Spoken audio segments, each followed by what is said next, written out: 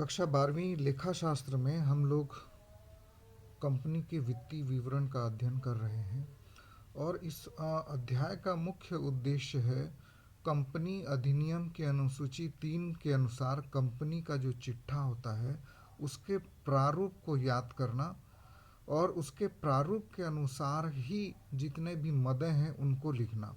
और उन प्रारूप का अध्ययन हम लोग विस्तृत रूप में पिछले अध्याय में इसी अध्याय में पहले कर चुके हैं। ये दिया हुआ है पेज नंबर 597 में। वार्षिक रिपोर्ट की विषय वस्तु इसके अंतर्गत चिट्ठा और चिट्ठे का जो प्रारूप है ये दिया हुआ है। इसी के अंतर्गत ही हमको जो मदें हैं उनको लिखना पड़ता है। तो इसके लिए आज हम लोग अभ्यास के रूप में प्रश्न 3, 4 और 5 को देखेंगे कि कैसे इसको प्रारूप में उसके उचित शीर्षक और उप शीर्षक के अंतर्गत लिखना पड़ता है। तो सबसे पहले हम लोग प्रश्न क्रमांक 3 देखते हैं। निम्नलिखित मदों को कंपनी के स्थिति विवरण में किन शीर्षकों के अंतर्गत लिखा जाएगा? कॉल इन एरियर्स है, अवशिष्ट याचना बोलते हैं। कॉल इन एडवांस है, फोरफिटेड शेयर्स हैं, डिवेंचर सिंकिंग फंड है और कंटिजेंट लाइबिलिटी है। कॉल इन एरियर्स अदत्त याचनाएं, एडवांस अग्रिम याचना, फोरफिटेड शेयर अंशों का हरण, ऋण पत्र सिंकिंग फंड और कंटिजेंट लाइबिलिटीज़ को संभाव्य दायित्व बोलते हैं। तो इसको हमको ये बताना है कि चिट्ठे के किन शीर्षकों के अंतर्गत इन मदों को लिखा जाता है। तो उसके लिए एक तो हम लोग छोटा सा प्रारूप बनाते हैं और प्रारूप के अनुसार ही उनको हम लोग लिखेंगे। तो समय को बचाने के लिए मैंने पहले से ही प्रारूप खींच के लिखा हुआ है। तो प्रारूप के अंतर्गत देखिए लिखा हुआ है, यहाँ पे लिख सकते हैं हम लोग कंपनी का चिट्ठा और उसके अंतर्गत जितने भी मदें हमको प्रश्न में दिया हुआ है उसको लिख लेंगे। ये बैलेंस शीट के कौन से साइड्स में आएगा? साइड मतलब या तो दायित्व में आएगा या संपत्ति में आएगा, 2 भाग होते हैं चिट्ठे के। उसके बाद इसका मुख्य शीर्षक क्या होगा, किस मुख्य शीर्षक के अंतर्गत इसको लिखना है, और यदि उप मुख्य शीर्षक भी कोई है तो उसको भी हम लोग देखेंगे।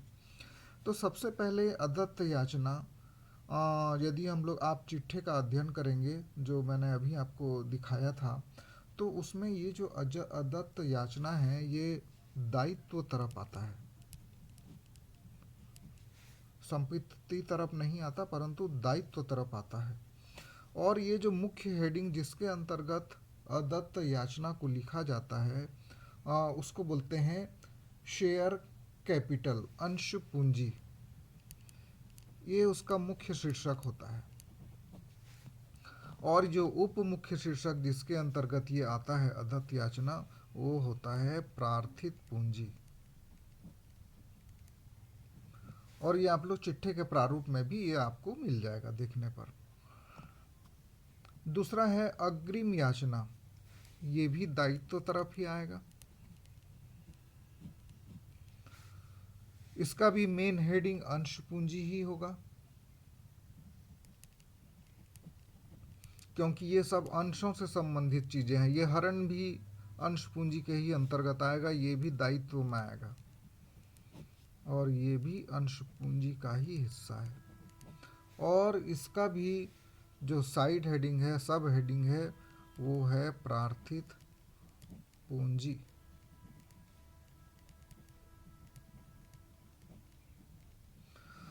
अंशों का निर्गमन हमने पढ़ा है, आप लोगों ने जानते हैं कि अदत्त याचना क्या है, अग्रिम याचना क्या है, अंशों का हरण क्या है, क्योंकि हम लोग पढ़ चुके हैं। और ये सब तीनों अंश पूंजी के अंतर्गत ही आते हैं। उसके बाद आते हैं हम लोग ऋण पत्र sinking fund, debenture sinking fund, ये भी दायित्व तरफ आता है। और ये आता है संचय एवं अतिरेक के अंतर्गत। संचय एवं अतिरेक या संचय एवं आधिक्य के अंतर्गत आता है। ये सब हेडिंग इसका कुछ नहीं लेते हैं हम लोग। और ये जो संभाव्य दायित्व कंटिजेंट लाइबिलिटी है ये ना तो संपत्ति में आता है ना तो दायित्व में आता है। इसको नीचे में नोट के रूप में लिखते हैं, जिसको लिखते हैं नोट टू अकाउंट में नीचे में लिख देते हैं, नोट टू अकाउंट करके नीचे में लिख देते हैं। उसके बाद चौथा प्रश्न हम लोग आते हैं। चौथे प्रश्न में भी सेम है, हमको ये लिखा हुआ है प्रश्न में किन शीर्षकों के अंतर्गत लिखेंगे।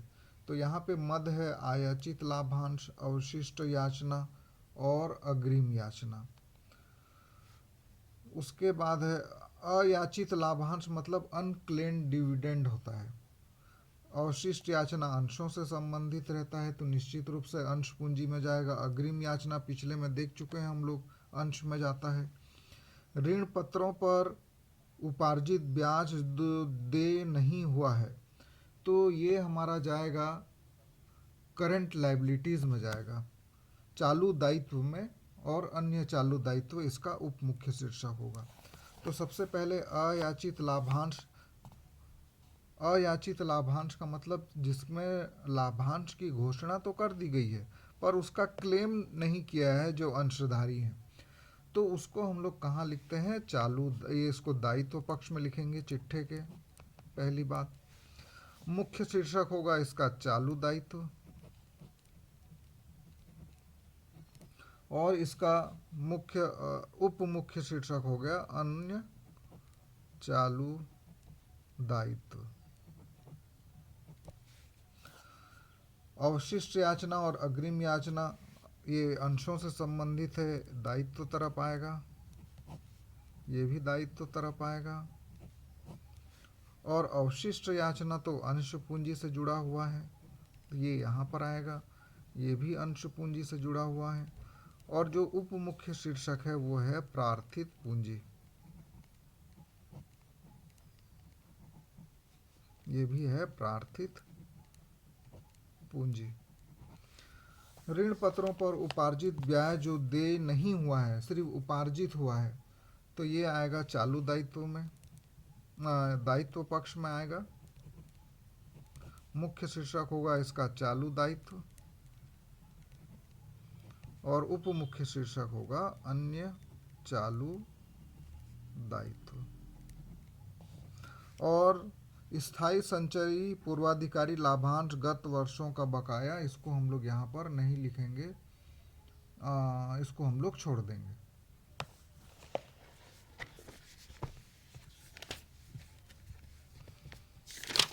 उसके बाद इसी प्रकार का एक अन्य प्रश्न है, पांचवा सवाल है, जिसमें हमको बताना है कि सामान्य संचय और आधिक्य लाभ हानि विवरण का शेष, इसको हम लोग कहाँ लिखते हैं। तो ये जो है अंशधारियों के कोष के अंतर्गत लिखते हैं हम लोग।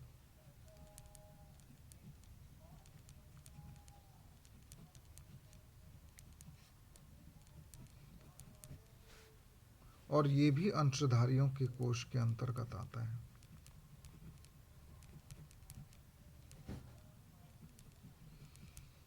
इसका उपशीर्षक कुछ नहीं होता, क्योंकि ये इसके अंतर्गत यही मुख्य उपशीर्षक है।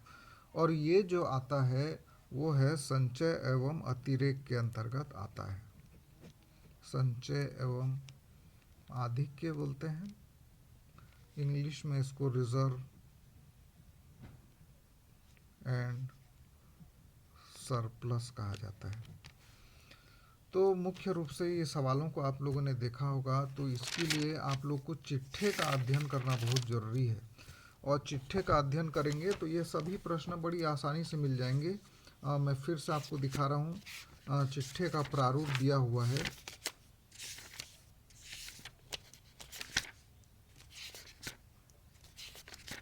ये यहाँ पर ये जो चिट्ठे का प्रारूप दिया हुआ है, पेज नंबर 597 और 598, इसके जो मुख्य हेडिंग है और जो सब हेडिंग इसको बोलते हैं, तो इसको हम लोग ध्यान से अगर देखेंगे तो ये सवालों को हम लोग आसानी से बना लेंगे।